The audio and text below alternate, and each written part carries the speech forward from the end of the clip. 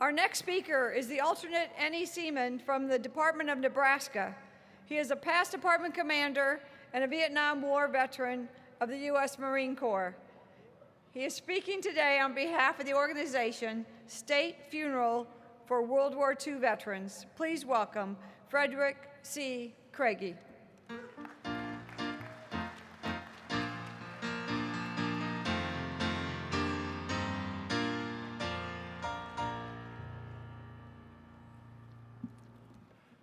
Good morning. My name is Fred Craigie. I'm from Lincoln, Nebraska. As it was stated, I'm a past department commander and serving currently as the alternate NEC. But today I serve Nebraska as the state chairman for a new veterans commemorative organization, State Funeral for the World War II Veterans. Our leading candidate for national commander, Brett Reistad, proudly serves on the national board of directors too. Many of our state chairs are also Legionnaires, like Randy Edwards in Utah and Richard LaBrache in Missouri.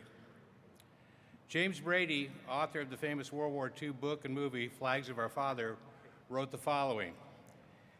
In the 1,364 days from Pearl Harbor to the Japanese surrender, with millions of Americans fighting on global battlefields, only 473 Americans were awarded Medal of Honor, the nation's highest award for valor. Today, there are only 4 remain. Our mission is as follows: to convince the President of the United States to designate a state funeral for the last Medal of Honor winner from World War II as a final salute to the 16 million women and men of the greatest generation who served in our armed forces from 1941 to 1945. It's been 14 long years since our nation has held the last state funeral. That was for President Ronald Reagan. Our nation has held many state funerals for generals, but there's never been one for an enlisted man. Each of the 4 Congressional Medal of Honor winners, or recipients still living from the Second World War, were enlisted men. No enlisted man has ever laid state in the Capitol Rotunda in Washington. We're going to make history with your help. We do not require any legislation or money, but we do need you to write the president or sign on to our petition online. And that's at WWWI, that's the number 2, salute.org. The President of the United States has the sole authority to designate a state funeral.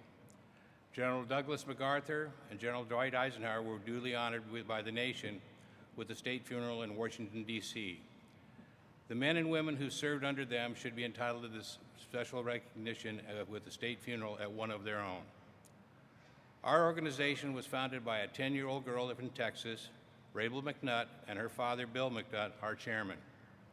She's the goddaughter of Medal of Honor recipient from D-Day and the Battle of Normandy, Walter Ehlers. We believe that the President should provide a final salute to the greatest generation by granting a state funeral for the last surviving Medal of Honor recipient from World War II. Our nation stands divided in numerous ways today and yearns for a unifying national event. A state funeral would be a wonderful way to accomplish this while thanking the greatest generation.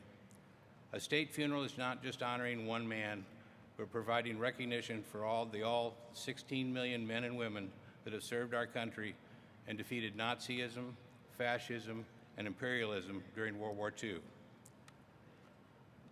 How can you help? There are 3 ways.